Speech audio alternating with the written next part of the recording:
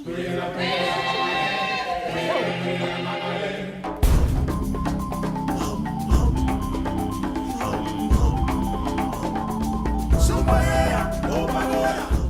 Africa is known for many things, its culture, its history, but when most people think of it, they think animals. And even here on the garden route, animal conservation is a big focus. The fantastic natural setting provides the perfect backdrop to the many wildlife sanctuaries in this part of the country and gives families the chance to get to know the animals better with up-close encounters. And we get to actually come inside the cheetah cage and get an up-close look at these amazing animals that you don't see very often actually out on game drives here in Africa. I'm walking a serval. And fun activities on this coast provide lots of time for monkeying around. We're up in the canopy so we can see the monkeys. Take a look, boys. Do you see any? I see one. I see one. I see one. I see one. I see one. I see one. Yay! I'm a new species. Uh-oh. And trying to learn some of what the locals sing and say, some well-known, and some a bit more difficult. You start by QI.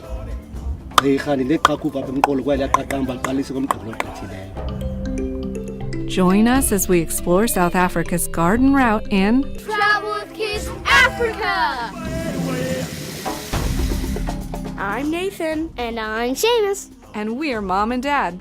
We're traveling around the world discovering amazing countries, new cultures, and really wild experiences together. Come along with us as we learn all about our planet and about being together as a family. As we discover the wonders of the world, the wonders of nature, and sometimes wonder, what were we thinking? In Travel with Kids.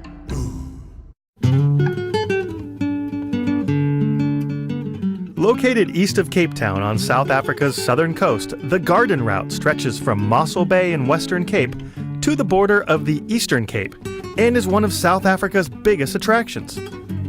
Its lush vegetation of fynbos and forest give it this nickname and provide ample shelter for its 300 bird species and other animals, many protected in its dozen or so nature reserves. This area's excellent weather is rated as the second most mild climate in the world by Guinness Book of World Records, and that means there's lots of outdoor activities for the whole family to enjoy. We're staying at Hog Hollow Country Lodge near Plettenberg Bay, where one of the owners, Debbie, tells us about some of these activities. There's literally something for everybody. We've got Monkeyland, we've got Birds of Eden, there's the Nikwa, which is a wildlife sanctuary for wild cats, there's an elephant sanctuary, there's numerous beautiful walks, pristine environment from a natural point of view, there's horse riding, there's a wine farm. This whole area is becoming quite well known now for producing wine. She says they can keep us as busy as we'd like, but we decide to narrow it down to a few nearby reserves and a couple of activities. So after breakfast, we head out to explore the area. With 2 monkeys in tow, the obvious first choice for us is to visit Monkeyland. So we head over where we are greeted by some very excited primates. Yeah, some howlers. Getting very excited to meet you guys, eh? With a focus on conservation and rehabilitation, Monkeyland offers guests the chance to see monkeys and other primates in a natural setting. I think Stay where you are. Stay where you Seamus and are. Nathan also remember them from the Madagascar movie, Yeah. right guys? Like 28 acres about, fencing all around, and it's like 450 primates in here, 10 species. The mission of the preserve is to rehabilitate injured and captive monkeys and educate the public about conservation issues. As I always say, it's difficult because the greatest threat is deforestation. It's in South Africa mainly. You see those vervets coming into your lodges. And the vast majority of primates that we have here, guys, have been either rescued or donated or confiscated. So we're more of a safe haven or refuge camp, and they come from around the world and somehow for the first time learn to be a monkey. And they're not the only ones learning monkey behavior. Right over here we've got a brand new species. This is one of the rarest, but also one of the most deadliest. This is Seamus monkey. Yay! I'm a new species. They might not have tails, but they are very good in hanging. And speaking of tails, the boys spot some very famous tails. Ringtail lemurs, national animals of Madagascar, guys. I'm surrounded by monkeys. Oh, look at those dudes. Endangered ring-tailed lemurs are native to Madagascar, where their natural forest is quickly disappearing. Most kids know them as the fun-loving party bunch from the movie Madagascar. I like to move it. I like to move it. They eat fruit, bark, and sap, and it looks like it's feeding time. They come down from the trees to a feeding platform where the kids get to watch them up close. It's weird. They're like picking what they want. Oh, there's another yellow squirrel monkey. It's like a human. They decide what they want. And although they do have feeding platforms, they also hide food around the ground and in the trees to encourage natural behaviors. Foraging is not only finding food, but it's also beneficial in a different way. Maybe socializing, but also building strategy and work out a bit because they have to go and dig and break and find stuff. So it's also a working process.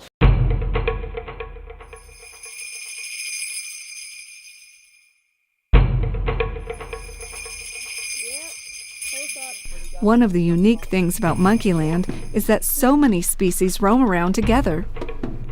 And just around the corner, we meet some more monkeys. There's squirrel monkeys. These tiny monkeys, measuring only about a foot long from their head to the base of their tail, are found in Central and South America. They're very smart and known for their talking sounds and their large troops. Is he foraging right now? Yes, he's foraging right now, guys. That the best method for monkeys to learn is monkey see, monkey do. Down the path, a bridge crosses a pond where more monkeys play and eat. The monkey is eating the green stuff from the pond. He hangs over by his tail and grabs it, eats it.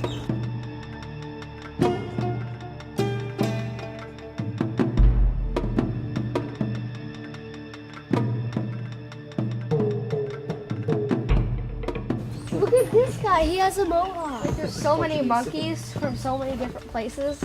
Isn't it irregular to be around each other? Amazonian monkeys have to learn from the African monkeys on how to go about in Monkeyland and what to feed on and what not to, and even how to protect themselves. Now, you know what, Nathan, what is interesting, even though they have different languages in terms of vocalization, we would like to call it language and think of it as a language. When there's danger, one would still make a call, one species, one individual out of all the 10 different species, and all the other 9 species, 400 primates would understand what that means. The guide says they do notice a learning curve when the monkeys arrive, but the local monkeys are very helpful. The lush trees dangling and winding around each other makes each step feel like an adventure. I'm Indiana Jones. And even more so as the path turns into a wooden bridge swinging 60 feet over the ground below. Longest suspension bridge in South Africa, guys.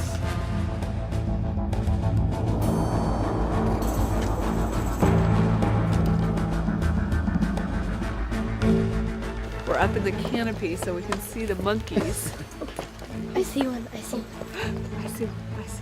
And it seems this is a major monkey highway here.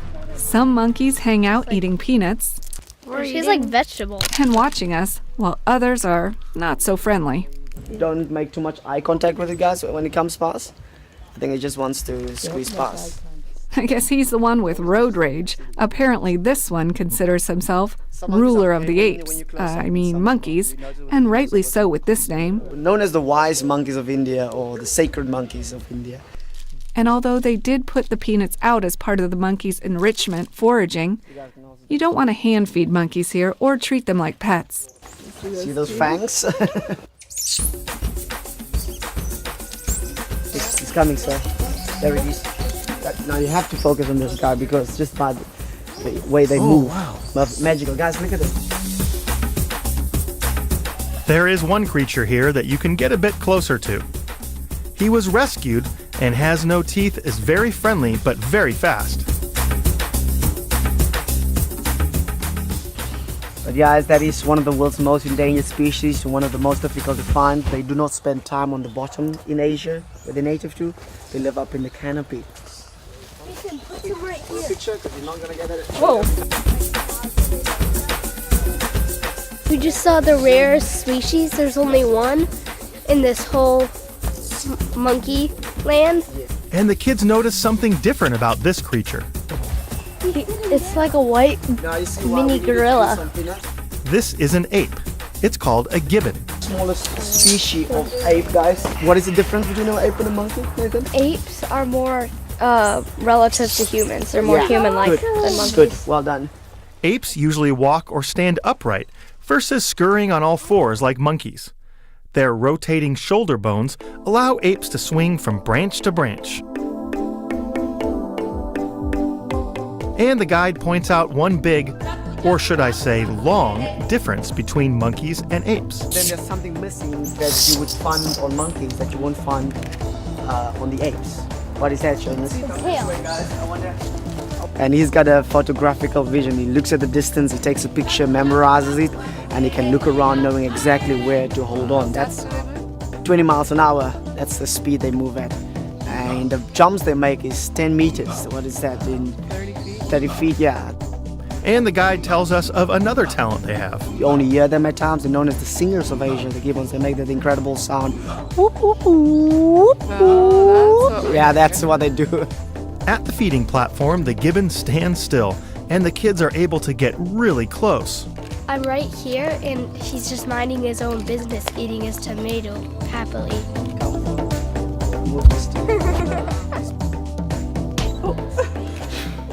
Hi. Nice to meet you. I want to touch the human, you know? There's only a few thousand of these in the whole entire world. There's only one in Monkeyland. His name is Xanthus, and his favorite fruit is tomato. His best friend, Zeno, is right below him gathering oranges. His best friend, yes, absolutely. Zeno and Atlas, best buddies. Why do he use my head? I was too close? He was, as Mom says, he was curious enough. Some of the squirrel monkeys, seeing that they come from homes, they just want to come and touch you or jump on you. Some monkeys, some monkeys come from homes and they just want to be amongst the human. And with that, it's time to head next door to discover a very different kind of animal at Birds of Eden. Largest single dome free flight sanctuary in the world. The birds, it's the same principle as Monkeyland. The birds are either donated, confiscated, or rescued. We don't buy them, we don't sell them. Is that a toucan? Yeah, that's a toucan. That's called a channel-billed toucan. The boys love pointing out all the birds From Australia. Those are so naughty. Where's the mohawk one? and reading about them in the guidebook we got on the way in. Interesting. Page 33, I think. Picking up a guidebook or creating your own from a museum or a park's website is a great way to keep the kids engaged. Flamingos!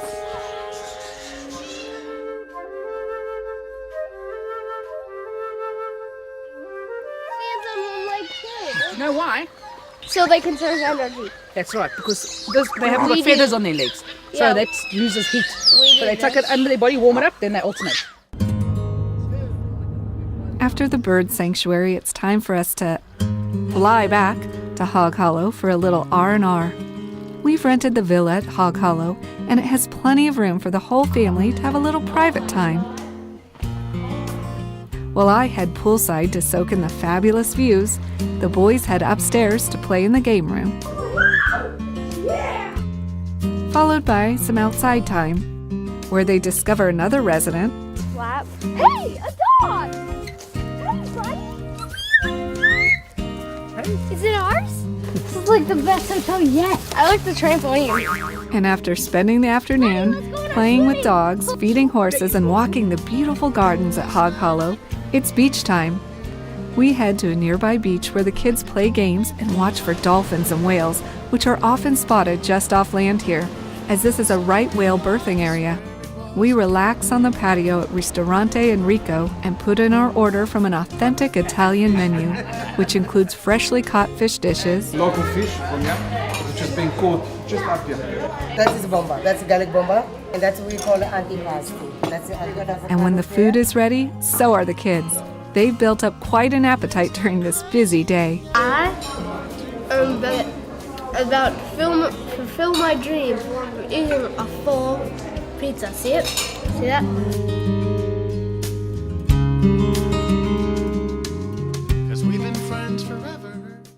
Yesterday, the kids met Hog Hollow's horses and their groom, Becky, who invited them back to take them out for a ride.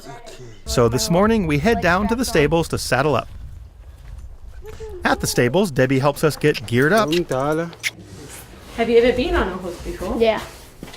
and tells us a little bit about running a lodge here. We are located close to a little village called Curland Village. All our staff are trained up from our local area, so people have an opportunity to chat to people who are from this area. They're born and raised. Becky lives with his family nearby and certainly enjoys working here. Get it off day, I can go home if I want to. If I'm sick, she takes care of me. That's life. If somebody is like a family.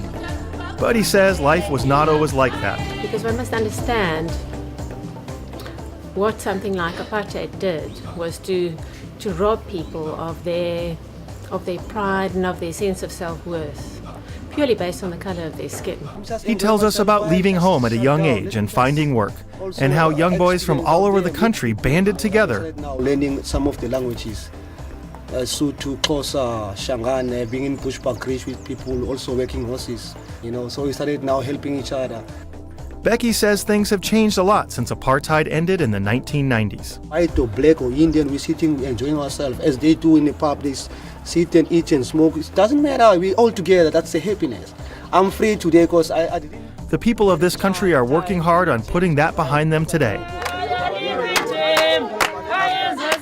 One must remember that in a township, you've got a social infrastructure that boosts you and that supports you, and which is unconditional, and it's always there. For instance, if you don't have money at the end of the month, you could actually go and knock on your neighbor's door, and he will gladly offer you half of his slice of bread or half of his pot of porridge. And also a lot of the children are outside all the time, so children do not sit in a situation where they never have a playmate, or they bored, or they don't know what to do with themselves. They live a very physical lifestyle, they're very athletic. Becky says these horses have helped him as well. Yeah, but what I like about horses, they've shown me who I am. They bring out a spirit that I'm living. I'm not a failure. I think one can easily feel sorry for people about something that they don't really need to be felt sorry for, because they're actually very rich in certain things which you do not have.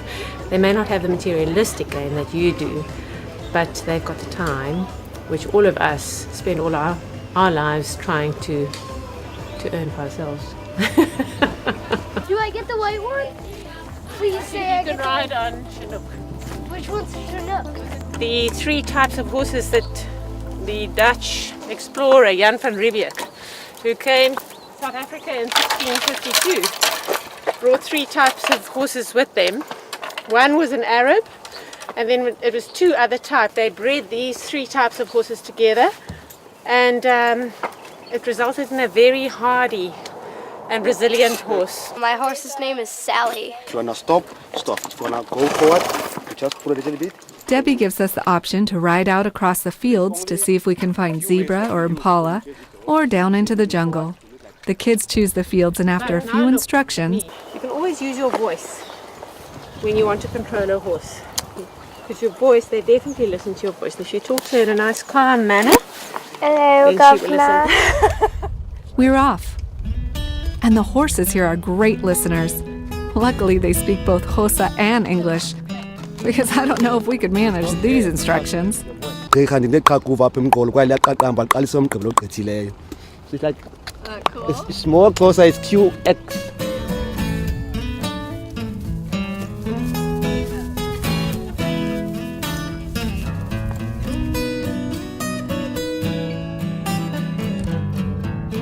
In the field, we stopped for a hot chocolate break, and the kids herd cows. We are herding cows. It's freaky because you just go up to a giant animal and you just have to like stare it in the eye. And then it's back on the horses to enjoy the beautiful views over the hills and forests. And we're lucky enough to spot a few of the more wild residents of this area.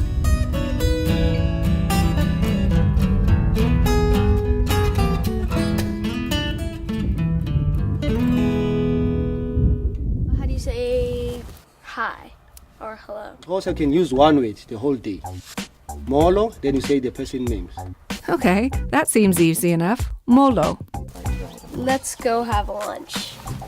Singathi ukuthi sihamba sodla kudla kwentsasa. Okay, a little harder, but doable. But then Becky throws a hardball at us. And you start by QI. What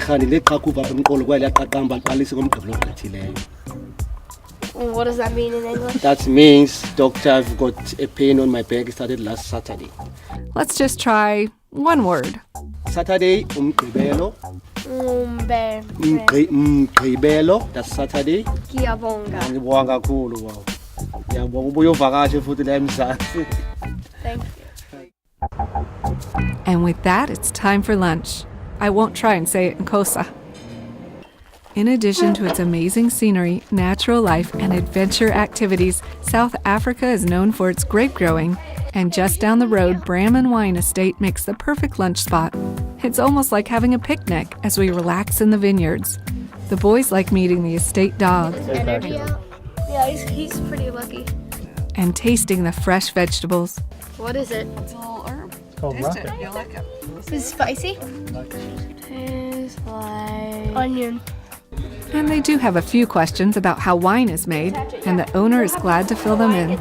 Do you smash them with your feet? We have some fun days here where we bring children in from schools and we do it like that just for the experience, but otherwise we use a big balloon press which squeezes them very gently.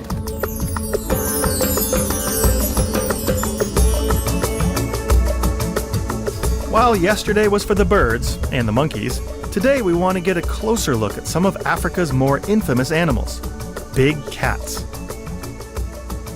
Taniqua Wildlife Awareness and Rehabilitation Center offers visitors the chance to observe Africa's wild cats at close range and discover some lesser-known species. This center opened in 2003, offering safe refuge and medical attention to injured or abandoned animals, with the aim of releasing them back into the wild. The Awareness Center offers visitors the chance to meet animals that are not fit for release back into the wild and teaches guests about conservation issues which affect the animals.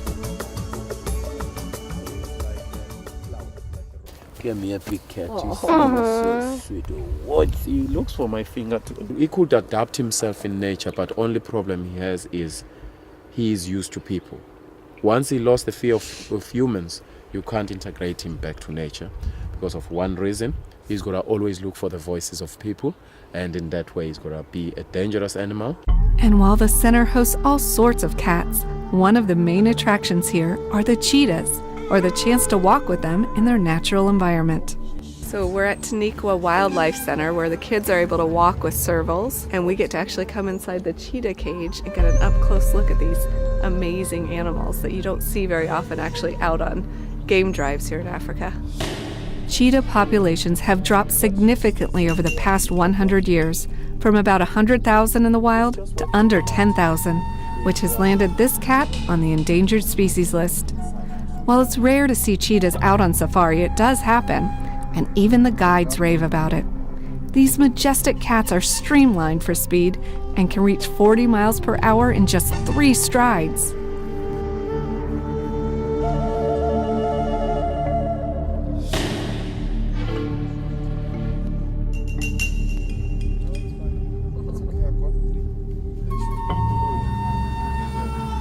Cheetah is called a cheetah because it's 100% spotted. The word cheetah means spotted one. Oh. The tail is like a rudder. When he runs on top speed, he just zigzag, full speed. Chasing their prey, they can reach 70 miles per hour at top speed.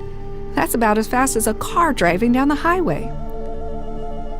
So the kids aren't actually allowed to come in the cheetah enclosure because their height, they're so small that the cheetah assume that they're prey, and they actually have now stalked them through the fence and are checking them out, but they're safe outside.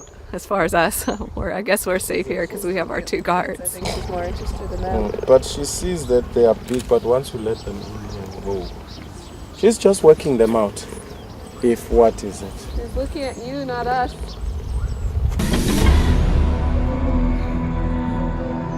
Once the cheetahs realize the kids aren't a food source, they mark their territory. He says, remember, this is my tail. And they snuggle up to them a bit. So that pairing is content. And while the kids enjoy seeing the cheetah close up, through the fence, and watching us walk with them, they want their own paw-to-hand experience. So we look for something a little more their own size. This is a serval. We're taking him on a walk. His name's Usher. He comes to a serval or cheetah walk. They tell you where to go. I'm walking a serval, which is a type of cat. He tells me where to go, so I have to go in these bushes. This serval is exposed to humans only because he was injured and can't be returned to the wild. His front right leg and his back right leg is, you can see he's got a bit of a limp. So we take him out on walks because it's good exercise. Like the nearby cheetahs who are still stalking the boys. Right next to Tony and Shocker, yeah, you're going to be there for a while. Yeah, because the cheetahs are only interested in you, yeah. We had to move because the cheetahs are right there and they can see us, and the cheetahs are focusing on us because we're like small and they think we're prey. Servals are fast. Servals, they are the second fastest cats in Africa. They can run about 40 miles an hour. And they love water. They love playing in water. They love being in water. They splash around. One of the serval's most recognizable features is his giant ears. Their large rounded ears can move independently, so they can figure out exactly where small animals are, which makes them excellent hunters. Do they hunt for bugs? Mainly hunt for the insects or the lizards and things that hunt the bugs. So he'll go look for where the bugs are, but he's mainly looking for lizards like skinks and geckos and snakes, because they love eating snakes. And as his son makes his way over the horizon, in what is sure to be another fantastic African sunset, our friend Asher tells us it's time to hit the hay.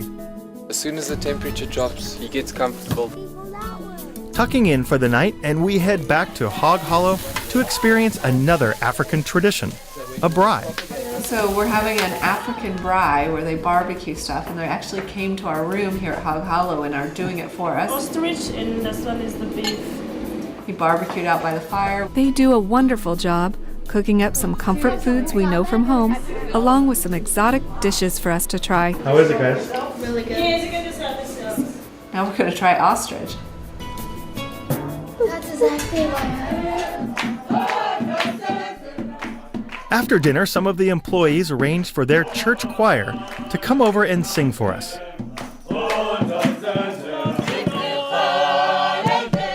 As I listen to the amazing harmony of these African voices, I think of what an incredible area of Africa this is.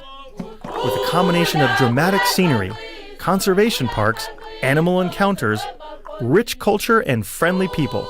And I can't wait to explore more of this part of South Africa called the Garden Route.